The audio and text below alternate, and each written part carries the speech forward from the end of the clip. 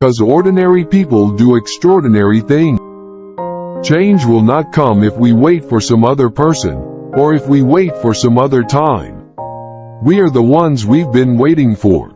We are the change that we seek. If you're walking down the right path and you're willing to keep walking, eventually you'll make progress. There's not a liberal America and a conservative America. There's the United States of America.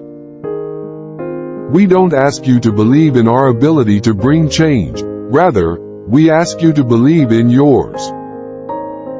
It's important to make sure that we're talking with each other in a way that heals, not in a way that wounds.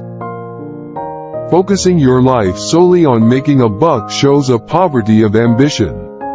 It asks too little of yourself, and it will leave you unfulfilled. Nothing can stand in the way of the power of millions of voices calling for change. The worst thing that colonialism did was to cloud our view of our path. My identity might begin with the fact of my race, but it couldn't end there. At least that's what I would choose to believe. Someone once said that every man is trying to live up to his father's expectations or make up for their father's mistakes. Focusing your life solely on making a buck shows a certain poverty of ambition. It asks too little of yourself, because it's only when you hitch your wagon to something larger than yourself that you realize your true potential. We may not be able to stop evil in the world, but how we treat one another is entirely up to us. I think perhaps education doesn't do as much good unless it is mixed with sweat. But you see, a rich country like America can perhaps afford to be stupid. It's only when you hitch your wagon to something larger than yourself that you realize your true potential. Each of us deserves the freedom to pursue our own version of happiness. No one deserves to be bullied. My little girls can break my heart. They can make me cry just looking at them eating their string beans. Each path to knowledge involves different rules, and these rules are not interchangeable. We may come from different places and have different stories, but we share common hopes and one very American dream. For we know that our patchwork heritage is a strength, not a weakness. Better to be strong, Lolo said. If you can't be strong, be clever and make peace with someone who's strong. But always better to be strong yourself. America is big enough to accommodate all their dreams. There's nobody to guide through the process of becoming a man, to explain to them the meaning of manhood. And that's a recipe for disaster. It was as if he had come to mistrust words somehow. Words, and the sentiments words carried. Reading is important. If you know how to read, then the whole world opens up to you.